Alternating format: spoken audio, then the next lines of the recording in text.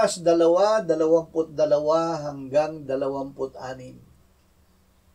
Nang sumapit na ang mga araw ng kanilang paglilinis ayon sa kautusan ni Moises, kanilang dinala siya sa Jerusalem upang iharap siya sa Panginoon.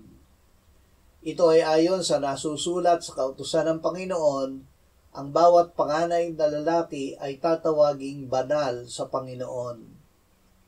Sila'y naghandog ng alay alinsunod sa sinasabi sa kautusan ng Panginoon, 2 bato-bato o 2 batang kalapati.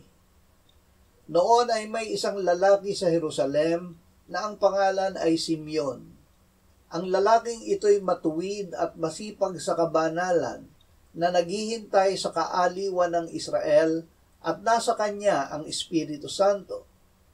Ipinahayag sa kanya ng Espiritu Santo na hindi niya makikita ang kamatayan hanggang sa makita muna niya ang Kristo ng Panginoon.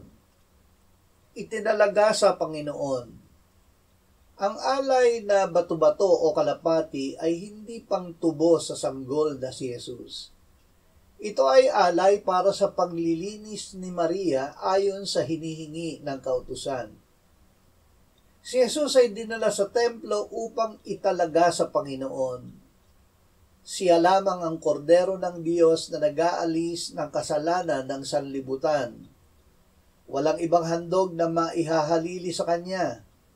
Ipinahiwatig ng Espiritu Santo kay Simeon na ang sanggol ang pagliligtas ng Panginoon na sinabi sa kanya na kanyang makikita bago siya pumanaw. Ang sanggol ay itinalaga ng Diyos na mamatay para sa kasalanan ng sanlibutan. Ang kamatayan sa krus, ang tabak na sinabi ni Simeon na tatagos sa kaluluwa ni Maria.